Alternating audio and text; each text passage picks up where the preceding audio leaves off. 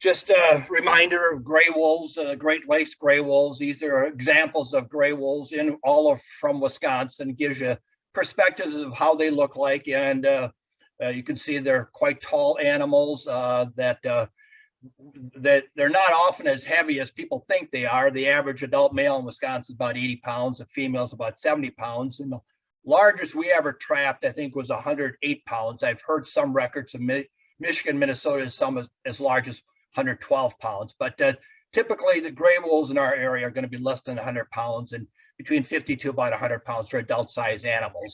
They stand almost 30 inches tall at the shoulder. So these are all different examples. You can see that they look a little bit bigger in those their winter coats, but and look a lot more thin in those summer coats. We call them gray wolves because there's kind of a mixture of grays, but there's also tans and browns and blacks and cinnamons.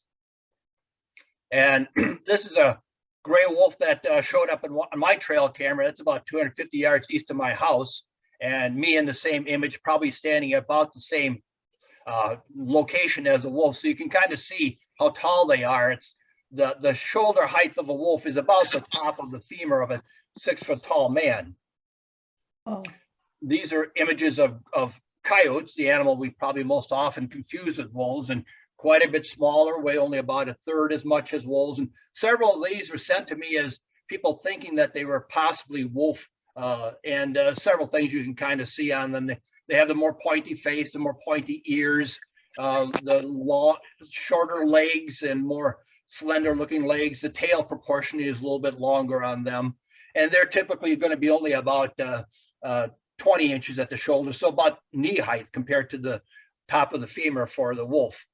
And this example of this gray wolf walking in front of this little white pine gives you a good sense for the difference in size at the gray wolf versus the coyote. The wolves often are darker in color, but color by itself isn't a good characteristic, but just the tallness of the animal. And those of you that have seen wolves in the wild, especially crossing a roadway, I'm guessing a lot of times the impression you first have is you're seeing a deer, and until you notice the tail. In fact, my wife and I were doing a track survey last winter, and about a quarter mile off, we saw what I thought were 4 or 5 deer crossing the roadway, and we drove to the spot where the 5 deer had crossed, and all we found was one old set of deer tracks, but a bunch of wolf tracks. So what looked like deer from a distance ended up being a group of wolves.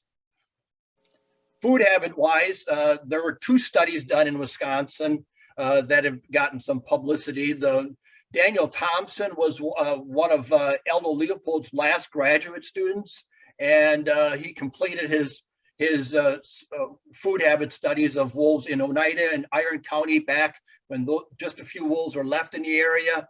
It was published in 1952 in the Journal of Mammalogy, the year I was born. And what Dan found was that of the scats he looked at, 97% had deer in them, 5% had snowshoe hare, 3% foals, 0 had beaver. Interestingly, beaver were quite rare yet at that time.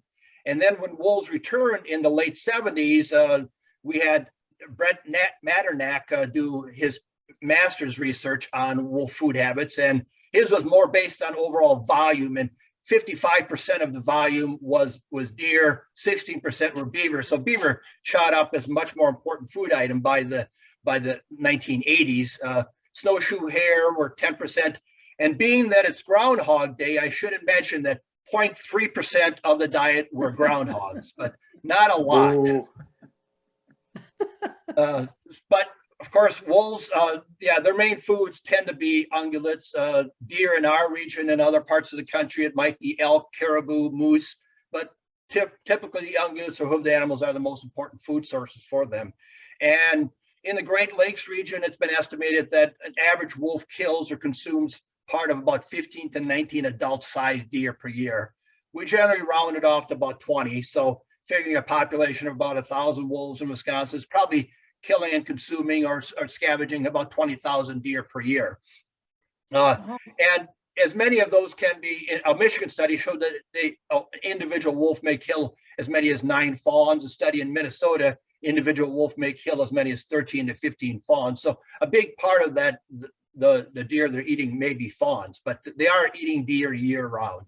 The second most important food item is our beaver, and that might be of value to some of our fishermen who are concerned about excess beaver populations in some areas, that wolves may be a factor to help reduce or maintain lower beaver populations.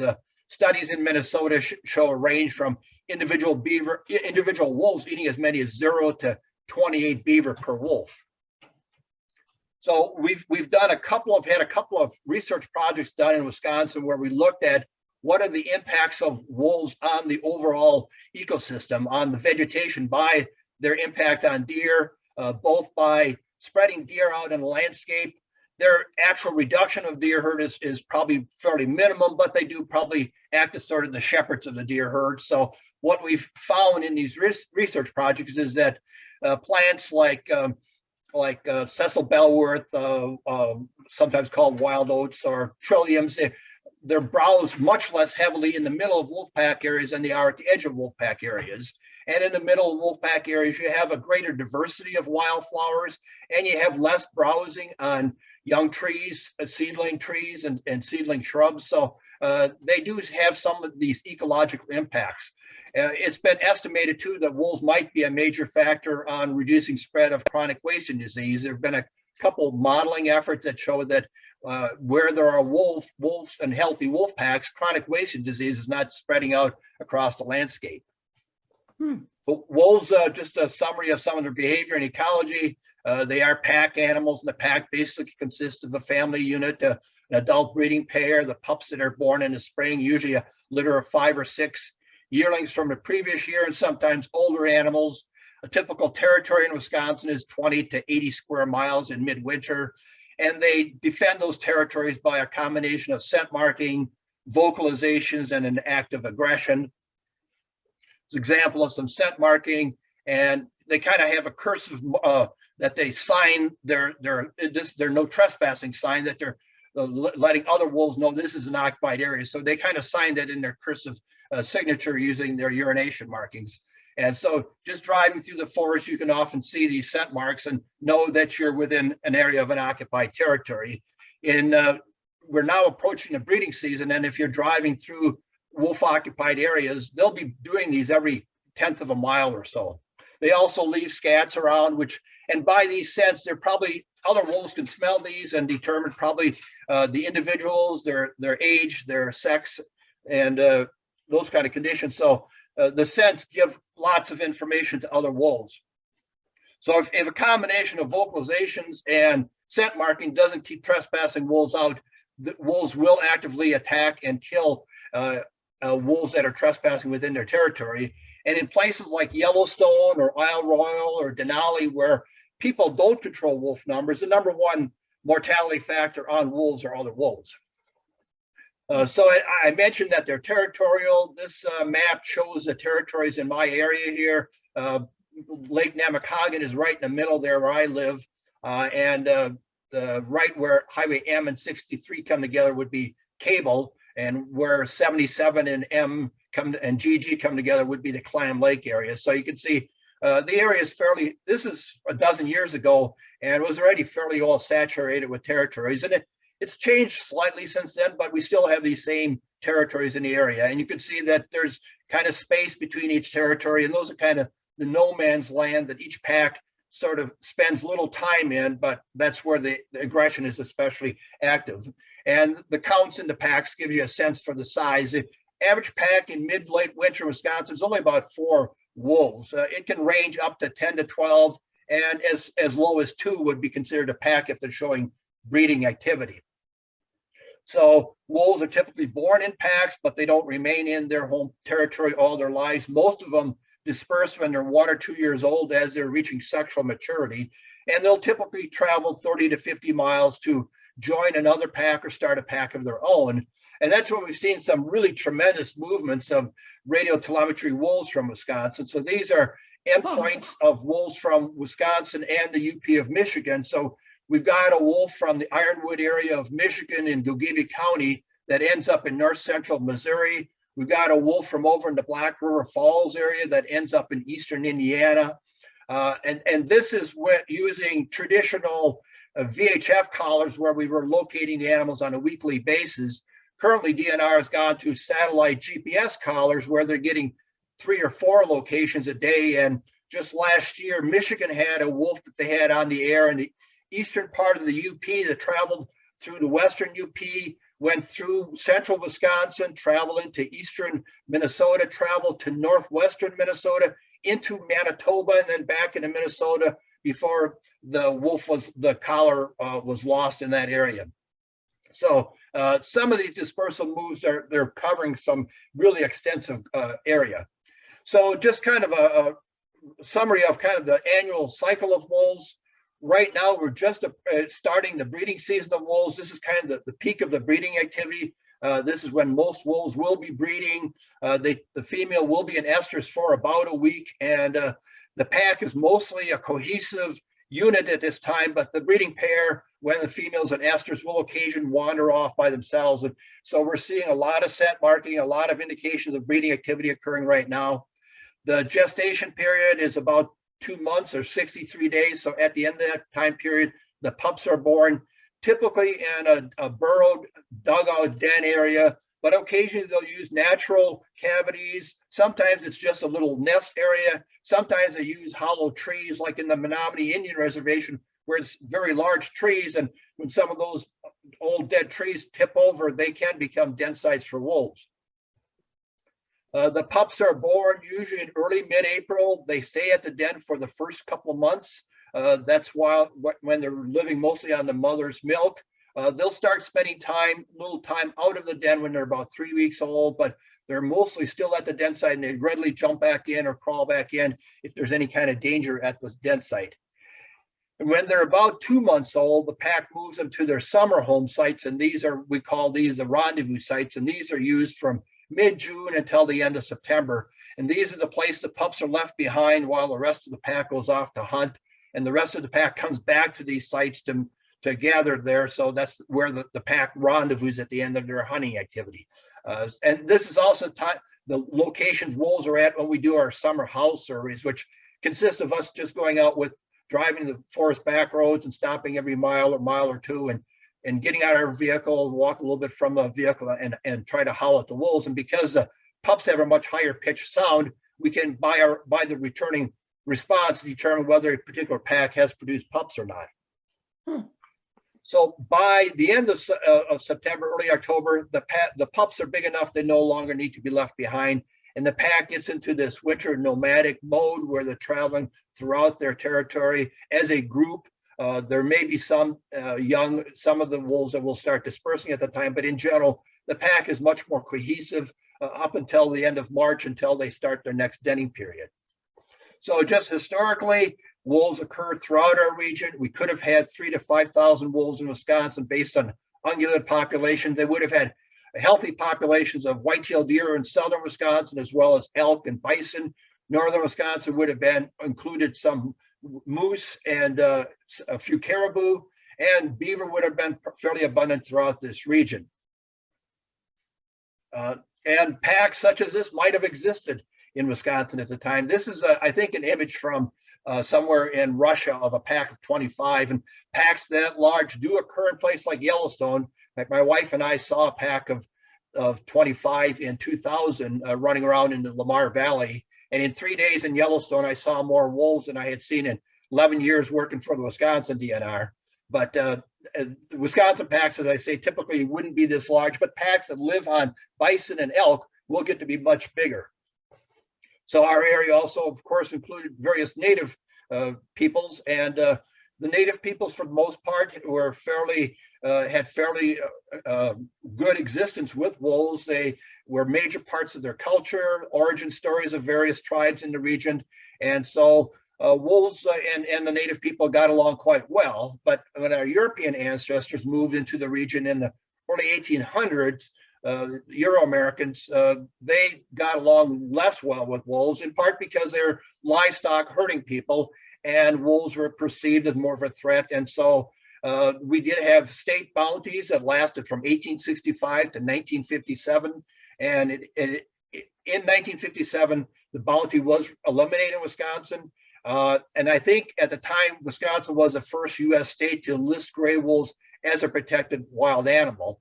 But there were so few left that within a few years they were considered extirpated or extinct in the state. And for that remained the case for about 15 years. In the mid-70s, wolves started returning to the state shortly after the Federal Endangered Species Act and after the State Endangered Species Act, which provided high levels of protection and allowed the remaining wolf population in Minnesota to start spreading out and spread into Wisconsin and eventually into Michigan. And with the return of wolves, Wisconsin started monitoring the wolf population in fall of 1979.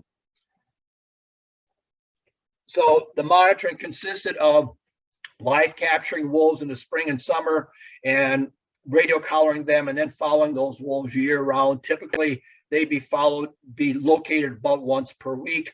And the radio telemetry is kind of the gold standard for counting wolves. So you can see scenes like this where you can readily see and count all the wolves from the air in this winter scene.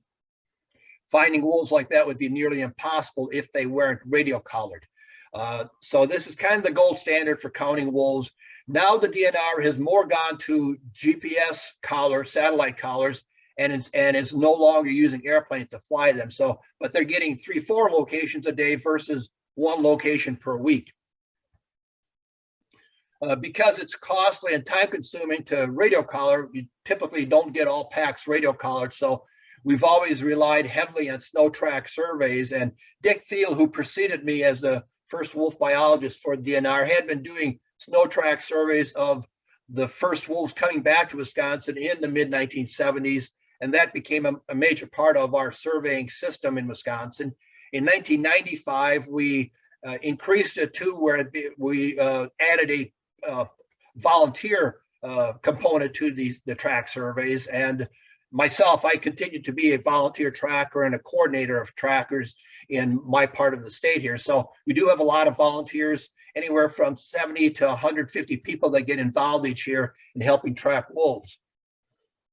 The department also relies heavily on public observations. And when I started working with wolves in 1990, that meant you had to interview people and get careful details on their observations. Nowadays, more often we get images from trail cameras or people using their digital cameras and getting an image of a wolf or their tracks. And so the public observations have become much more reliable as far as providing additional information on the wolf population.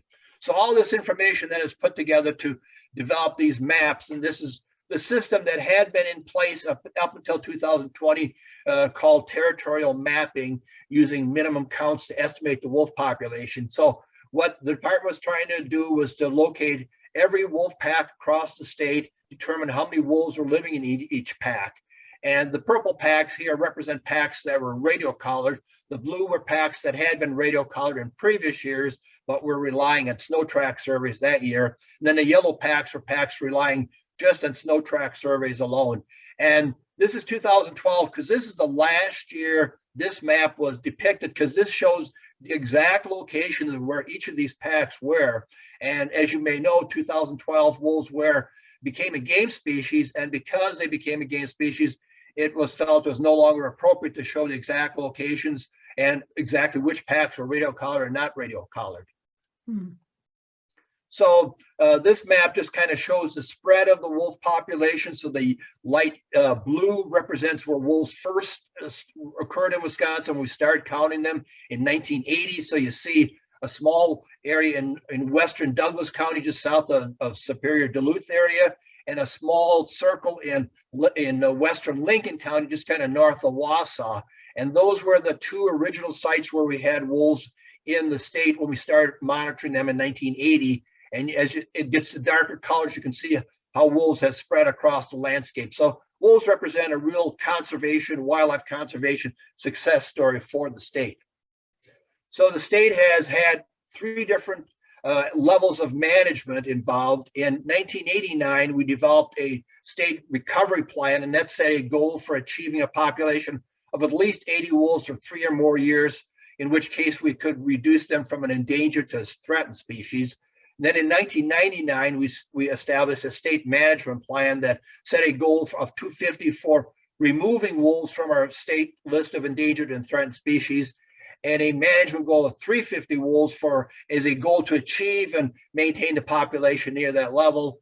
And then there were several attempts to update that plan, but unfortunately, those have gotten waylaid, and now the department is again in an effort to update the state wolf management plan, which will be coming out in draft forms this spring. So what we see, the growth of the wolf population, and there are two lines here. The green line represents a statewide count, and the blue line of slightly less represents numbers of wolves outside of Indian reservations. So the goals set for the state were always based on the numbers outside of Indian reservations, because the DNR obviously doesn't have management authority on wolves on tribal lands. And this graph then shows the growth of the wolf population in comparison to the various goals set in the state plan. And you can see that we went right by that management goal very quickly for two reasons. One is, when we established that goal in the 1990s, our best estimate was that the carrying capacity for wolves for Wisconsin, the biological carrying capacity, was about 500 wolves. More recent assessment has shown that the carrying capacity is probably somewhere in the range of 1,240 wolves. And so you see the population does grow well beyond that level. The other thing is, we had anticipated in 1999 the federal government would be delisting wolves within a year or so, and the state would have full management authority. And that didn't happen until 2007, and there's been back and forth on that several times. So you see a dip in the population in 2013, 2014, as a result of the hunting season there. You see the population increased the year after that. That was still while they were a hunted species. So it demonstrates the population could be managed with hunting and still allow declines, but still allow the population to increase. And you see the population kind of started to stabilize between about 2017 and 2019. It jumped up a little bit in 2020, but it was starting to stabilize even while they were still a federally endangered species and the state had no management authority, suggesting that we probably were starting to approach carrying capacity for the population. This other graph now shows the same growth of the population, just showing the minimum count in red, and then blue, the number of packs, but then with a background of the federal listing. And so the pink is when they are federally listed as endangered. The yellow, they were listed as were downlisted to threatened species by the federal government, which gave the state some lethal control management authority. And then the greens were when the state had full management authority. And we haven't updated this map to the end here because we are again in a green phase where the state is again has full management authority. So one of the things the department has changed in the last couple of years is those numbers I showed are the minimum count of wolves in the state. Those are the ones we are able to detect by track surveys, by observations from the air, or verifiable public observations. The department has started a new system for estimating the wolf population called occupancy modeling. And that gives you a little bit higher estimation of the population. It tries to attempt to get a more true estimate of the actual number of wolves in the state. We recognize with a minimum count, we're always going to miss a few animals. But in general, that minimum count still kind of represents the lower end of the confidence intervals for those population estimations. So based on that, on the occupancy modeling, the estimates would be about 50% higher than what those minimum counts would be. And that suggests, again, the population most recently was at about 1,100, 1,200 wolves prior to the 2021 wolf hunt. So the growth of the wolf population, there has been controversy, obviously. What we see in this graph is a number of complaints that USDA Wildlife Services receives each year. And USDA Wildlife Services are the agents of the state that conduct wolf depredation investigations and wolf depredation management. They're a federal agency, but they are acting as agents of the state in the performance of their duties here. And what you see, the blue lines represent complaints on wolves, but the red represents when they actually were wolves. So what you see is that about half the time, complaints end up being something else when it isn't wolves. And even when it is wolves, a lot of times it just means there was a wolf there. It doesn't necessarily mean they caused any real damage or did anything negative. It's just a wolf. There was concern about wolves and wolves are observed. This graph shows a little bit the numbers of farms that had depredations, and that peaked at 47 in 2010 and has come down since then. It came down quite drastically between 2012, 2013, and 14 when we had hunting seasons, but also we had much more flexible depredation management. The wildlife services had authority to use lethal controls. Farmers had authority to use lethal controls. And it showed that with those authorities, that we were able to bring those depredations down. When the state lost that authority, that the numbers of farms increased somewhat, but not as high as they had been in 2010. I think in part because commitment by wildlife services to really intensely use non-lethal methods, and they were very aggressive at as much as they could be with non-lethal methods, but they didn't have the option to use lethal controls again until just 2021. And this graph shows the number of wolves that were removed by USDA Wildlife Services, and blue represents the number of animals. And up until 2002, we would relocate those wolves somewhere else across the state. But after 2002, we normally would use lethal control authority. And the reason we stopped relocating them, a couple of them. One is we were starting to get resolutions from counties against the DNR releasing problem wolves into the counties. And the first came in 2001 from Forest County. And up until that time, most of the wolves we were releasing were in the Nicolet National Forest in northeast Wisconsin. But none of those wolves actually stayed in Forest County. So in 2002, we started releasing them in northeastern Price County. And 3 of those wolves moved over into Forest County. So where you released them really didn't make that much difference. But with wolf packs kind of saturating the landscape, there's really no option anymore. And with these resolutions from the counties, it just becomes politically unfeasible to release problem wolves anymore across the landscape.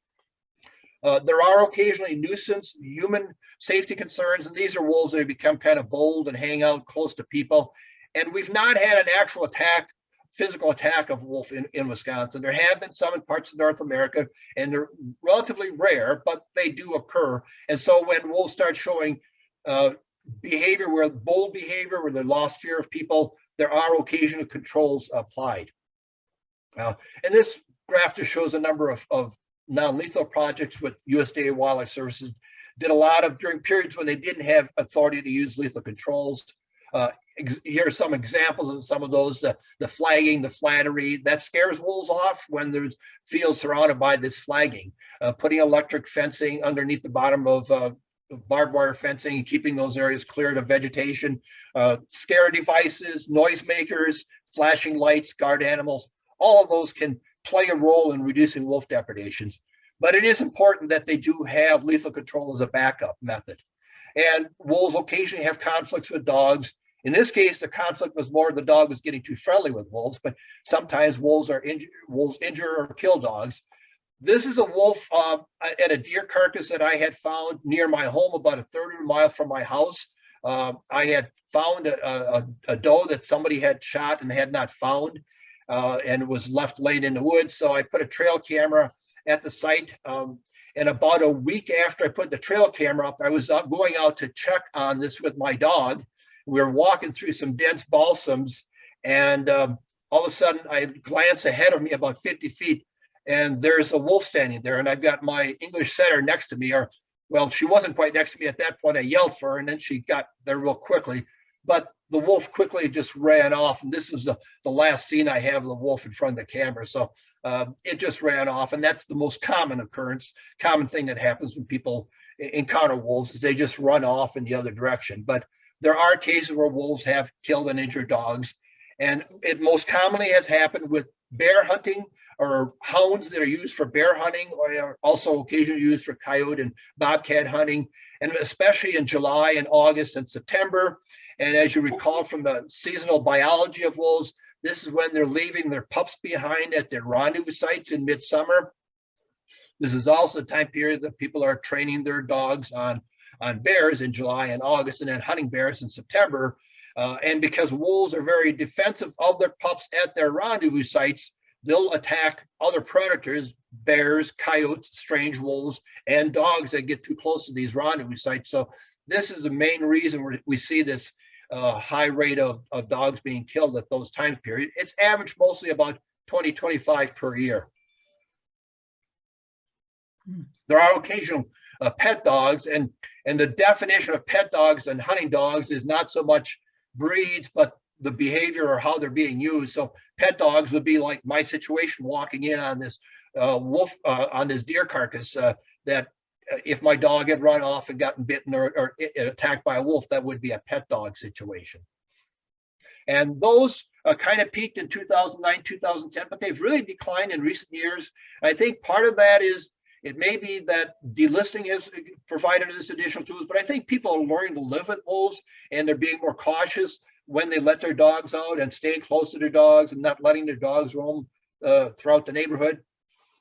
The DNR is a really good website where you can look at these interactive maps that shows you where all the current depredations are occurring. This is a 2020 map. So the reds here represent the depredations on hunting dogs. The blues represent pet dogs, and the greens represent farm livestock depredations. So as I mentioned a while back, that wolves were removed from endangered species list in 2012. And for 3 years, they were hunted, trapped species in Wisconsin. Because of lawsuits, they went back on the endangered species list at the end of 2014. But we did institute a hunting season at that time, established by our legislature. I'd have to admit that we had very minimum impact or input from the Department of Natural Resources. And it seemed like a lot of the hunting season was mostly to appease and appeal to certain stakeholder groups. The hunting season did allow for both the hunting and trapping. The DNR did have authority to limit quotas and permits and establish harvest zones. The season was established to start from October 15 and potentially run until the end of February or when a quota was achieved. That was changed after 2014 to the 1st November of the first Saturday of November. The hunting requirements were required that you report your harvest within 24 hours and you present your carcass to the department, your skinned animal to the department 5 days after the month after it was harvested. So this table and shows the harvests that were held in 2012, 13, and 14. And in 2012, the goal was to maintain the population near the level that they were at. And that was pretty much the population stayed about the same that year. About 800 wolves are counted each year between those seasons. In 2013, the attempt was to reduce the population by about 15% and resulted in about an 18% reduction in the wolf population. 257 wolves were harvested that year. In 2014, the harvest was intended to again stabilize the population, and it actually increased, I think, by about 12, 13% that year. The interesting thing too was that the season closures for each zone across the state in 2012, they mostly ended in November and in December. In 2013, a few closed even in October. By 2014, hunters and trappers, especially trappers, were getting really good at it. And some of the seasons closed after just 3-4 days of having them open. So wolves went back on the endangered species list in 2014 because of lawsuits, and were again removed from the endangered species list most recently on January 4th of 2021, just a little over a year ago. The previous delistings were by the Great Lakes region alone.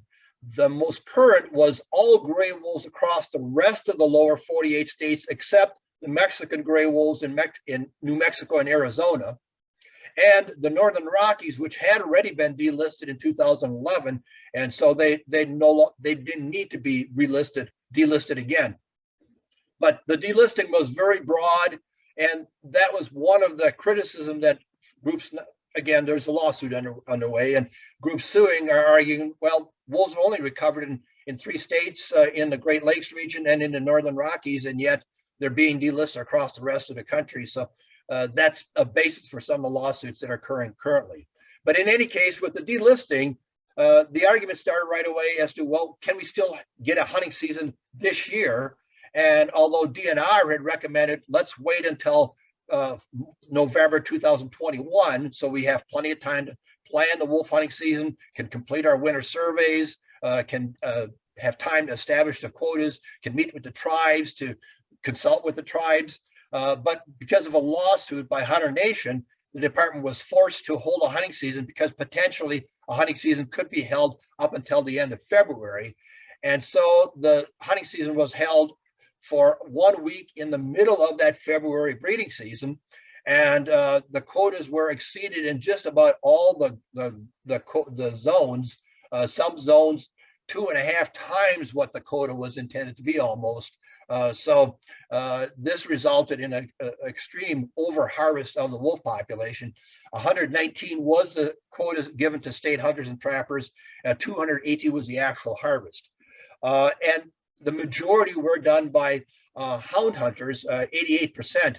So in previous harvests the department held in 2012, 13, and 14, the use of dogs is only authorized at the end of the firearm deer season. So that would be late November. And as you saw, most of those seasons closed in those zones earlier before there was an opportunity to use hounds. In 2013, I think there was one zone open to use of hounds for about a week or so. In 2014, I think there were 2 zones that were open for just a few days. So the use of hounds was not practiced to any extent in those earlier seasons. But in the 2021 February hunt, the use of hounds was the main method for harvesting wolves. And it turned out to be very aggressive, very quick, very efficient. And instead of the week that was planned, the season had to be closed in 3 days, and yet still over harvested by nearly 100%. So several steps have occurred since that time. The department has started work on developing a new wolf management plan. The department did plan for a wolf hunt for this last fall and proposed a quota of 130 wolves, which was a number that the department thought would stabilize the population near current levels. At the Natural Resource Board meeting in August, the Natural Resource Board voted instead, let's double that or more than triple it to about 300, in part because there was a recognition that within the ceded territories of northern Wisconsin, half of the tribes can request up to half of any allowable harvest of wildlife for their use. And the tribe in the past had wanted to declare part of that harvest of wolves they wanted not hunted. And so that 130 meant that that the department was going to be proposing would probably mean about 70 wolves harvested, about 50 some wolves that would be granted to the tribes to not be hunted. And the department is obligated to develop a biologically sound estimate of what the potential harvest can be, of what an allowable harvest could be. But the Natural Resource Board kind of artificially inflated it so they could avoid any impact by the tribes declaring part of that harvest. That was then the basis of a couple of lawsuits, one at the state level, a state lawsuit that argued that because the department was still operating on an emergency hunting regulations from 2012, that it hadn't updated that to a permanent rule, and that was part of a basis for a lawsuit. And also because the wolf management plan hadn't been updated since 1999 was also basis for this lawsuit. And a state judge then granted an injunction against the wolf hunt based on this state lawsuit. There was a second lawsuit by the tribes arguing that the state was denying them their treaty hunt rights by the way the hunting season was being designated, by artificially inflating the quota to eliminating any impact by the tribes. And that the judge set that aside in the federal court, did not rule, but kind of left the door open to the possibility he would rule. His main reason for not ruling was because there already was a state injunction in place and there wasn't a need to rule. But he implied that he had all the information he needed and could consider an injunction if necessary, if the state injunction was overturned.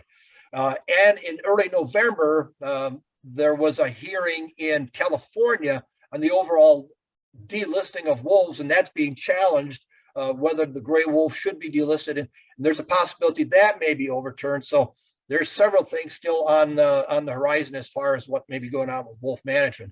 But the DNR has been working on developing a new wolf plan. The department is expecting to come out with a draft plan, I think, later this month or into March, and there will be a 30-day comment period for people to comment on there. So anybody who's interested, urge you to comment. Also, the spring conservation hearings this April will have a question on it, whether Wisconsin citizens approve or recommend the use of dogs for hunting wolves. And so this will give people an opportunity to express their opinion whether they believe the use of dogs is an appropriate way to hunt wolves in the state. And with that, just kind of leave it at, yeah, we've got a wolf plan underway. Public input is being sought on that in the spring conservation hearings that will give people an opportunity to express their opinion on whether it is appropriate to use dogs to hunt wolves. And I guess with that, just things people can do if they want to support wolf conservation, support organizations like Timberwolf Alliance, Timberwolf Information Network, Wisconsin Green Fire, other organizations. Engage and stay informed on wolf harvest planning and wolf plan development. Write and talk to your legislators. Encourage your congressperson to support the Recovering American Wildlife Act, which is not specific for wolves, but has potential for helping so many wildlife species. Volunteer as a wolf tracker, wolf howler, teach others about wolves, report wolf observations, encourage others to do so. And with that, I will open it up to any questions.